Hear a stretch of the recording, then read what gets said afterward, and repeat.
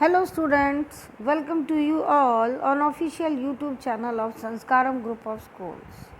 Student, today we are going to start our economics chapter 4, globalization and the Indian economy.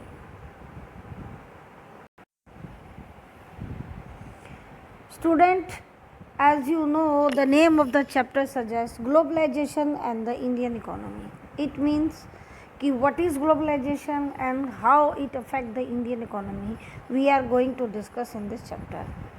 So student, what is globalization? In a short term, I can define you free interaction of an economy with the economies of the rest of the world. किसी एक देश की अर्थव्यवस्था का दूसरी अर्थव्यवस्थाओं के साथ में स्वतंत्र रूप से मेल जोल. इसका मतलब जो फॉरेन ट्रेड है वो बिना किसी रुकावट के विश्व के विभिन्न देशों के बीच में जो हो रहा है उस प्रोसेस को हम ग्लोबलाइजेशन कहते हैं. तो इसने भारतीय अर्थव्यवस्था को किस प्रकार बदला, ये तो जैसे इसका नाम है हमें पता चलता है.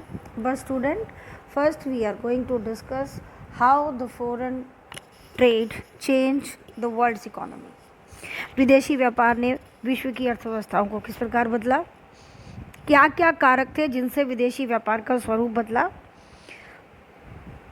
और उन सब चीज़ों का भारत पर क्या प्रभाव पड़ा. तो जैसे कि आज अगर आप बाहर निकलते हैं मार्केट में कुछ भी लेने के लिए तो आप पाते हैं कि दुनिया भर की चीज़ें बाज़ारों में आपको मिलती हैं, अपने देश में निर्मित वस्तुएं, साथ ही साथ विदेशी वस्तुएं भी. तो आज आप जिस तरह से एक गांव में हम अपनी सारी सुविधाएं पहले जुटा लेते थे, तो आज हम अपने ही शहर के अंदर विश्व के हर देश का कोई भी उत्पादन है वो जुटा लेते हैं. तो कहने का मतलब क्या हुआ कि आज पूरा जो विश्व है वो एक छोटे से गांव की तरह सिमट गया है. कि जैसे व्यक्ति एक गांव में दूसरे गांव को एक गांव का व्यक्ति अपने गांव के दूसरे कोने के किसी व्यक्ति को जानता है, अपनी ज़रूरत की चीज़ें आसपास की चीज़ों से पूरी प्राप्त कर लेता है. तो आज वैसे ही एक देश में रहने वाला कोई भी व्यक्ति किसी भी दूसरे देश में निर्मित उत्पाद को कहीं से भी प्राप्त कर लेता है. एक देश में कोई भी घटना हलचल हो रही है उसकी दूसरे देश में सूचना आ जाती है. तो ये सब जो विश्व की अर्थव्यवस्थाओं में जो परिवर्तन आया है उसी को हम इस चैप्टर में डिस्कस करने वाले हैं. आइए, let us start the reading.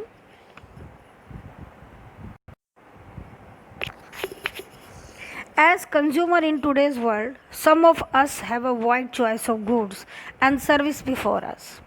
आज अगर एक उपभोक्ता के रूप में हम देखते हैं तो दुनिया की बेहतरीन सेवाएं और वस्तुएं हमारे सामने विकल्प के रूप में उपलब्ध हैं. The latest models of digital cameras, mobile phones and televisions made by the leading manufacturers of the world are within our reach. Every season, new models of automobiles can be seen on Indian roads. Gone are the days when Ambassadors and Fiat were the only cars on Indian roads. Yes, student. आज से 30 साल पहले, 35 साल पहले भारत की सड़कों पर fiat और एम्बेसडर ही दौड़ती नज़र आती थी और कोई इस तरह की ऑटोमोबाइल में हमारे यहाँ कोई इतना ज़्यादा न्यू मॉडल उपलब्ध नहीं था. बुलेट आपकी बाइक होती थी, ज़्यादा से ज़्यादा चेतक स्कूटर और वेस्पा स्कूटर होता था, लम्ब्रेटा. बहुत ज़्यादा बाज़ार के अंदर भी जो गारमेंट्स हैं रेडीमेड वो उपलब्ध नहीं थे.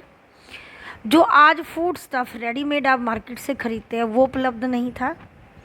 बाज़ार बदले तेज़ी से. Today, Indians are buying cars produced by nearly all the top companies in the world. A similar explosion of brands can be seen for many other goods, from shirts to television to processed food juice. आज हमारे सामने readymade food stuffs भी हमें मिलता है, process food मिलता है, readymade garments भी मिल रहे हैं. आप दुनिया की हर किसी भी देश में पाई जाने वाली कोई भी चीज़ें वो आप भारत में ही आपको मिल सकती हैं. भारत के बाज़ार बदल रहे हैं. Such wide-ranging choice of goods in our market is a relatively recent phenomena.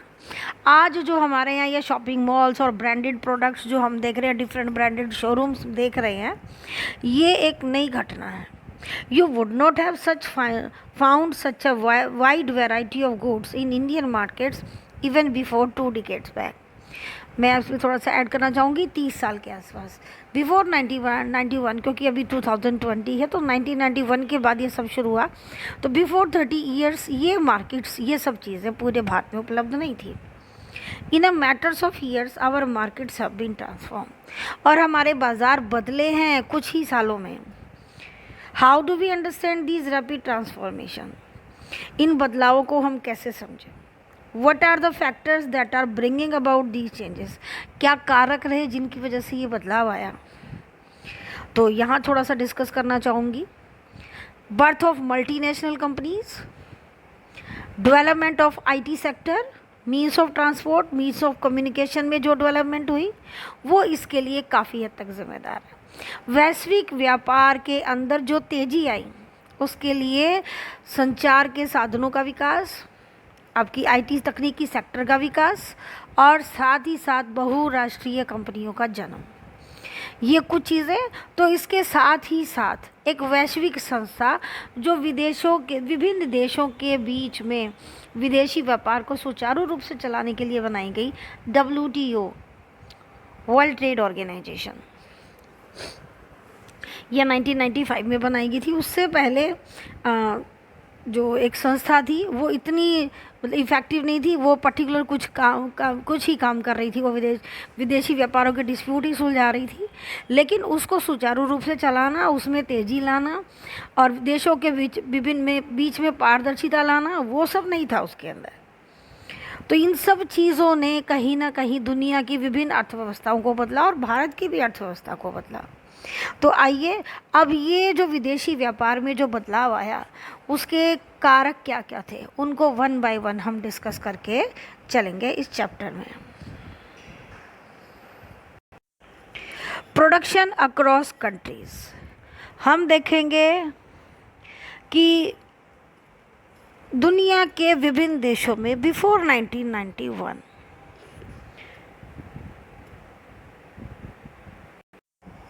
हाँ जी स्टूडेंट, कि हम क्या डिस्कस कर रहे थे कि 20वीं सेंचुरी से पहले जो भी उत्पादन होता था वो देश के बीच में ही होता था। कहने का मतलब कि कोई भी कंपनी है, कोई भी व्यवसायी है जो उत्पादन कर रहा है किसी भी देश में, उसकी कोई प्रोडक्शन सेंटर है, तो उसका जो सेल और परचेज़ है वो मैक्सिमम उसके देश में ही होता था, उत्पादन भी देश में ही होता था।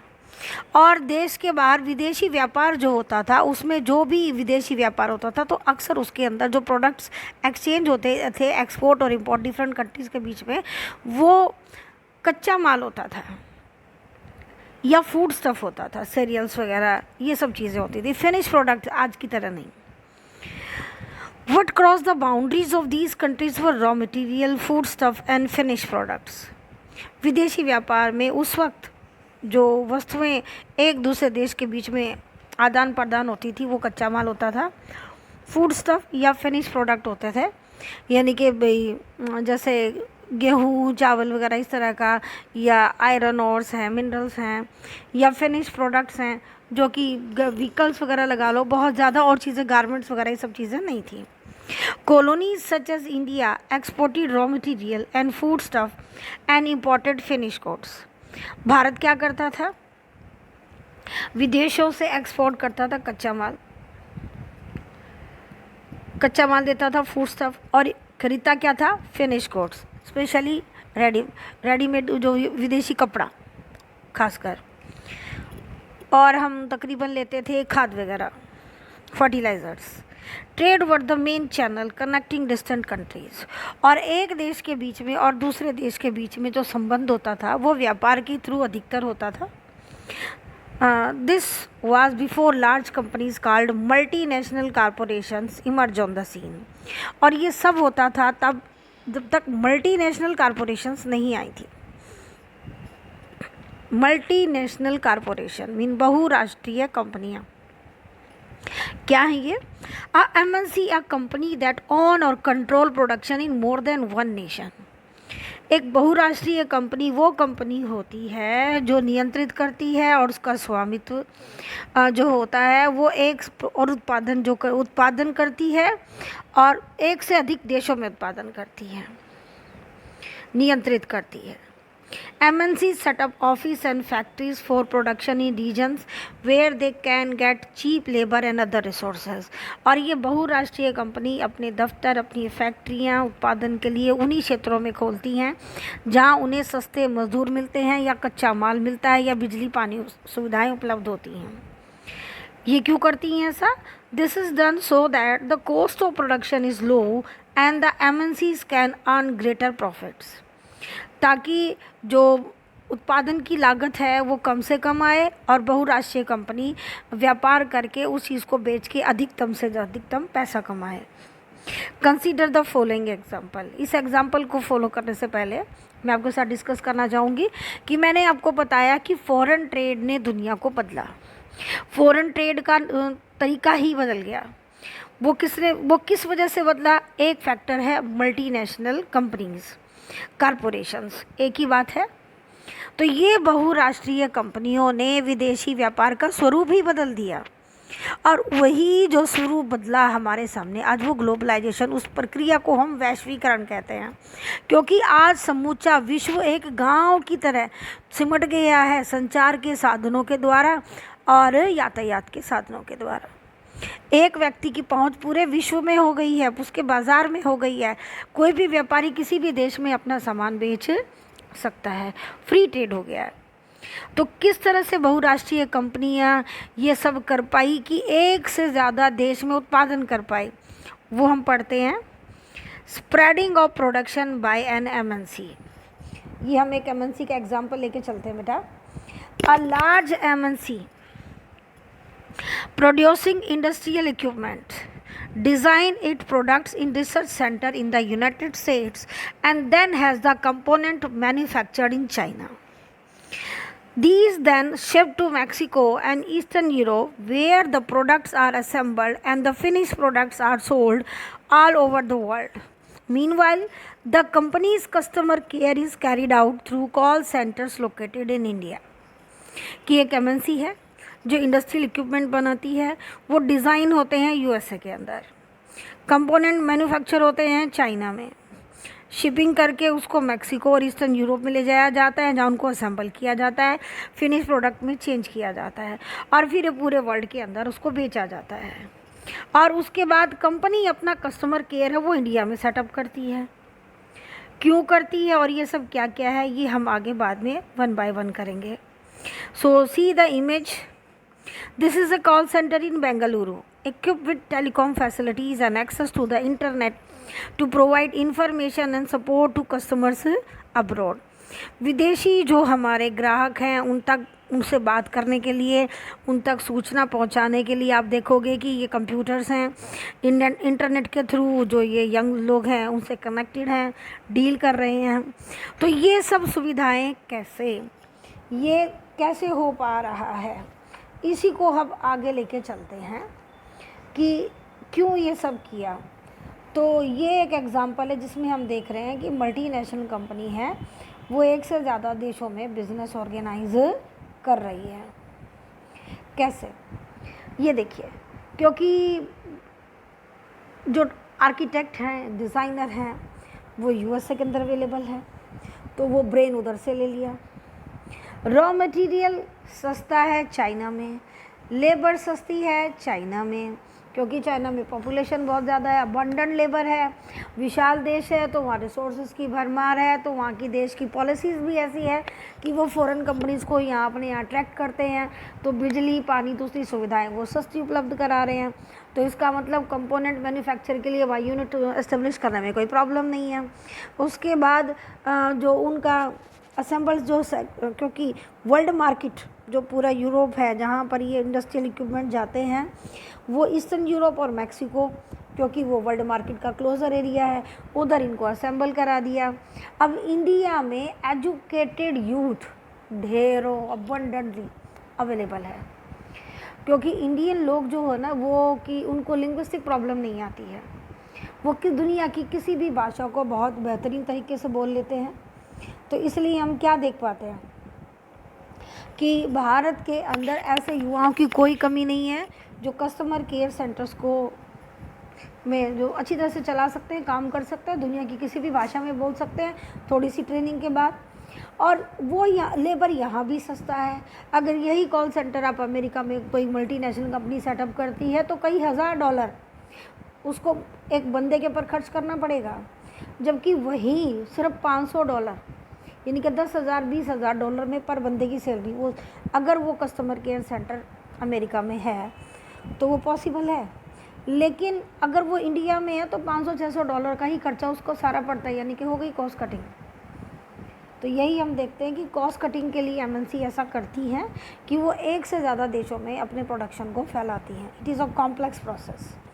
In this example of MNC is not only selling its finished product globally, but more important, the goods and services are produced globally.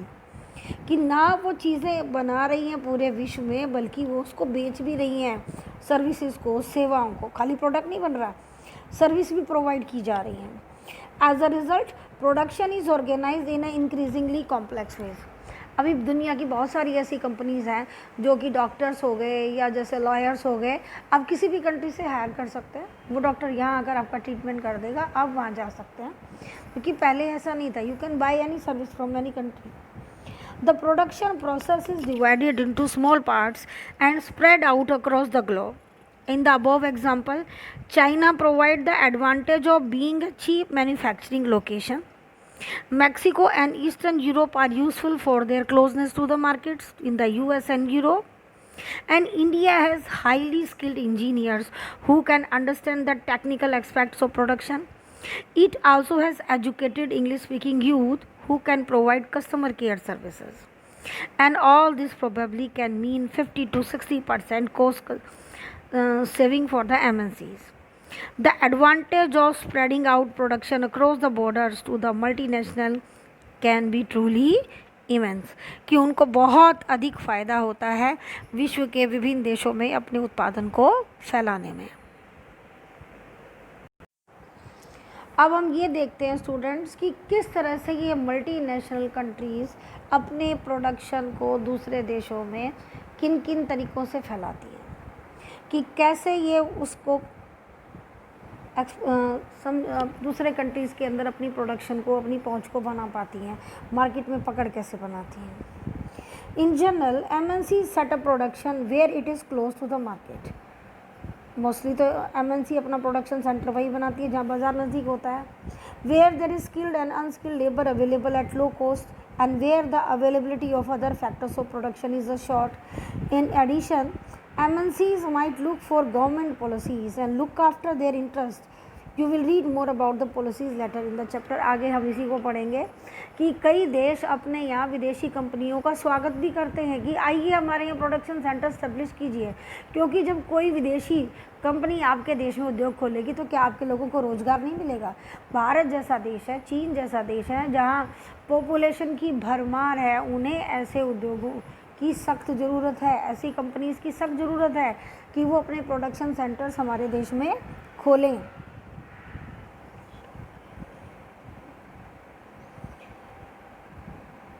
Having assured themselves of these conditions, MNCs set up factories and offices for production.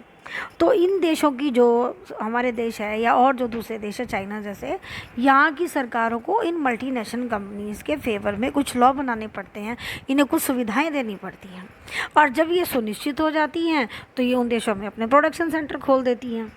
The money that is spent to buy assets such as land, building, machine and other equipment is called investment. Underline this is the definition of investment. कि निवेश, जो पैसा हम ज़मीन, building, machine या औजार बनाने में लगाते हैं उसको निवेश कहते हैं व्यवसाय के अंदर। So investment made by MNC is called foreign investment. तो एमएनसी जो पैसा लगाएगी दूसरे देश में उसको क्या कहेंगे? विदेशी निवेश। Any investment is made with the hope that these asset will earn profit. Business में पैसा इसलिए लगाया जाता है कि वो हमें बाद में उससे लाभ होगा। At time, MNCs set up production jointly with some of the local companies. So this is the first point. इसके आगे आप एक डॉट लगा सकते हो कि what are the various ways through MNCs spread their production. वो कौन कौन से तरीके हैं जिससे मल्टीनेशनल कॉरपोरेशन अपना व्यवसाय दुनिया के देशों में फैलाती हैं। तो ये फर्स्ट पॉइंट है बेटा। कि MNC set up production jointly with the some of the local companies of these countries, कि वो क्या करती हैं, उस देश में पहले से ही चल रही किसी कंपनी के साथ में मर्जर कर लेती हैं, ज्वाइंट वेंचर यानी कि साथ में जुड़ जाती हैं। The benefit to the local company of such joint production is twofold, इससे उस देश की लोकल कंपनी को भी डबल फ़ायदा होता है। पहला, दी MNCs can provide money for the additional investment, कि उसको पैसा मिल जाता है, MNC उसके अंदर इन्वेस्टमेंट करेगी, उसका प्लांट बड़ा हो जाएगा, उसकी मशीनें बढ़िया आ जाएंगी। Like buying new machine for the faster production. Second, दूसरा फ़ायदा ये होगा, MNCs might bring with them a latest technology for production. चूँकि भारत एक पिछड़ा देश है, बहुत ज़्यादा लेटेस्ट टेक्नोलॉजी हमारे देश में नहीं है, तो MNC अगर पैसा लगा रही है तो वो हमारी जो लोकल जो प्रोड्यूसर है वो क्या कर सकता है, उसको वो बेहतर से बेहतर टेक्नोलॉजी यानी कि अपनी प्रोडक्शन को और बेटर बना सकता है, और बेटर क्वालिटी वर्ल्ड जो ट्रेड के लेवल की क्वालिटी है वो प्रोड्यूस कर सकता है। Let us continue. But the most common route for MNC investment is to buy up local companies and then to expand production. This is the second method. कि most common root, ज़्यादातर multinational यही root अपनाती हैं कि वो local company को खरीद लेती है और अपना उत्पादन फैला देती है उस देश में। MNC with huge wealth can quite easily do so. Multinational companies है, बहुराष्ट्रीय कंपनी है, विभिन्न देशों के अंदर अपना व्यापार फैलाती हैं, उत्पादन करती है, खूब प्रॉफिट कमाती हैं, तो इनके पास इतना धन होता है जो किसी छोटे देश की अर्थव्यवस्था से भी ज़्यादा होता है। टू टेक एन एग्जाम्पल, एक उदाहरण लेते हैं। Kargil food is a very large American MNC had bought over smaller Indian companies such as Parak Foods. Parak Foods had built a large marketing network in various parts of India where its brand was well reputed. कि एक American company है Kargil food, उसने भारत में परक food को खरीद लिया और उसकी पूरे भारत पर पकड़ थी तकरीबन, बहुत बेहतरीन ब्रांड था वो।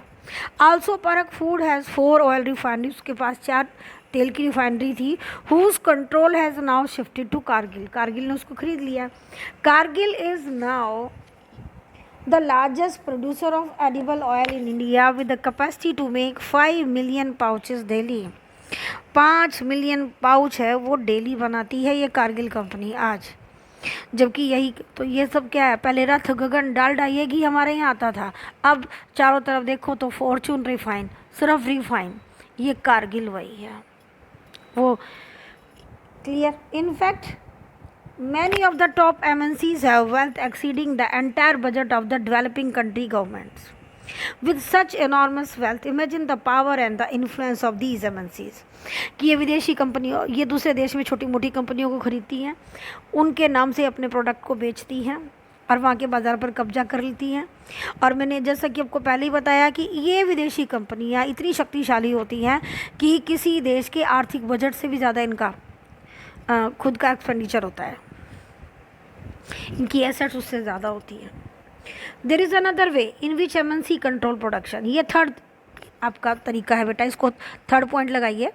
Large MNCs is developed countries place order for production with small producers by placing the order to small producers. ये तीसरा तरीका है, छोटे छोटे प्रोड्यूसर को ऑर्डर प्लेस कर दो। आपने वहाँ कोई प्रोडक्शन सेंटर ही नहीं बनाया, बस आप ऑर्डर प्लेस कर दो ऑनलाइन, वो आपको रॉ मटेरियल बना, वो आपको वो सारा जो आपको स्टफ़ चाहिए वो आपको बनाकर सीधा आपके देश में ही भेज देंगे। मोस्टली गारमेंट्स में, फुटवेयर में और स्पोर्ट आइटम में ऐसा होता है। Garments, footwear, sport items are example of industries where production is carried out by a large number of small producers around the world. इसका एग्जाम्पल मैं आपको देना चाहूँगी, फीफा जो वर्ल्ड कप कराता है। फीफा वर्ल्ड कप के अंदर जो फाइनल मैचेस के अंदर जो फुटबॉल यूज़ होती हैं वो पाकिस्तान में बनती हैं। जो उस जो मैच जो होते हैं जिसके अंदर प्रैक्टिस मैच जो होते हैं उसके अंदर जो फुटबॉल बनती है मैक्सिमम वो मैक्सिको और इंडिया और इथोपिया जैसे देशों में बनती हैं। हमारे यहाँ मेरठ का जो बागपत वाला एरिया है इसके अंदर जो तकरीबन वर्ल्ड कप में या जितनी भी क्रिकेट के अंदर जो बॉल बनती है, क्रिकेट की जो बॉल होती है वो बनती है। छोटे छोटे बच्चे गांव में बॉल सील रहे होते हैं कॉर्क से, हाथों से, फिर बाद में वो फिनिशिंग सेंटर्स में जाती हैं, कंपनी की पॉलिशिंग होती है, कंपनी का उसके ऊपर लेबल लग जाता है, डब्बे में पैक होगी और वो बन गया एक ब्रांडेड प्रोडक्ट। वो बना तो हमारे देश में है, क्योंकि वो एजेंट के थ्रू ही ऑर्डर प्लेस किया जाता है। The products are supplied to the MNC which are sell these under their own brand name to the customers। जैसा भी आपको एक्सप्लेन किया, these large MNC have tremendous power to determine price, quality, delivery and labor condition for these distant producers। जैसा कि आप ऊपर ये देखेंगे, ये जीन्स हैं, ये भारत में ही छोटी छोटी गारमेंट फैक्ट्रीज़ हैं जो आपकी गुड़गांवा, नोएडा के आसपास बहुत सारी फैक्ट्रीज़ हैं जहाँ लेडीज़ जाती हैं और इस तरह के कपड़े सिलती हैं। कोई काटता है, कोई सिलता है, और ये फिर ये लेबल लग जाता है और वो कॉस्ट किस में होती है, डॉलर में। 6500 की देखिए जीन्स, नॉर्मली मार्केट के अंदर ये 650 में मिल जाती है। अब चूँकि ये ब्रांडेड है और इसके ऊपर डॉलर का टैग है तो ये 6000 के आसपास की हो जाएगी। तो मल्टीनेशनल इस तरह से अपना काफ़ी पैसा कमाती हैं ब्रांड से। ये देखिए, ये बन रही है बॉल, दिख गया, women at home in Ludhiana making football for large MNCs। ये मेरठ साइड में भी खूब होता है। Thus we see that there are a variety of ways in which the MNCs are spreading their production and interacting with local producer in various countries across the globe. By setting up partnership with local companies, by using the local companies for supply, by closely competing with local companies to buying them up, MNCs are exerting a strong influence on production at these distant location। कि major European countries हैं ये, लेकिन दुनिया के विभिन्न देशों में इस तरह से अपने उत्पादन को फैलाकर ये उन देशों की अर्थव्यवस्था पर भी अपना काफ़ी प्रभाव जमाती हैं, उनके बाज़ारों पर कब्जा कर लेती हैं। As a result, production in these widely dispersed locating is getting interlinked। तो कहीं देखा जाए कंपनी कहीं है यूरोप में, प्रोडक्शन कहीं हो रहा है, फिनिशिंग कहीं हो रही है, बिक कहीं रहा है, तो जो ये प्रोडक्शन की जो लोकेशंस हैं डिफरेंट, वो जाने अनजाने एक दूसरे से इंटरलिंक हो जाती है। तो इसका मतलब जो फॉरेन ट्रेड है बदल गया वो, कि पहले किस तरह से कि जो जैसे हम गुलाम थे तो यहाँ से कोयला जाता था, वहाँ से कपड़ा बनकर आता था, यहाँ से कॉटन जाती थी, यहाँ से गेहूँ जाता था, रॉ मटेरियल जाता था, तो ये व्यापार था। लेकिन अब चूँकि ये मल्टीनेशनल कंपनीज़ हैं, इनका प्रोडक्शन फैला हुआ है, तो इसके साथ साथ फिर सर्विस भी तो एक्सचेंज हो रही है, क्योंकि इनके ऑफिसर्स जहाँ इनके प्रोडक्शन सेंटर्स हैं वो आएंगे ना चेक करने के लिए, इनके इंजीनियर्स आएंगे, आर्किटेक्ट आएंगे, मैनेजर्स आएंगे। फिर जब यहाँ का जैसे सपोज़ इंडिया के अंदर कस्टमर केयर सेंटर्स हैं, बेंगलुरु, जितने भी हमारे मेट्रो सिटीज़ हैं और स्टेट कैपिटल्स हैं, आज तकरीबन के अंदर सॉफ्टवेयर पार्क्स हैं जहाँ इस तरह के कस्टमर केयर्स हैं। दिल्ली के चारों तरफ, नोएडा के अंदर, गुड़गांव के अंदर ये काफ़ी हद तक ये सब फैला हुआ है। तो यहाँ पर क्या है कि अब जो ये मल्टीनेशनल कंपनीज़ के जो ऑफिसर्स हैं वो भी तो आ रहे हैं, जॉब भी तो ट्रांसफ़र हो रही हैं।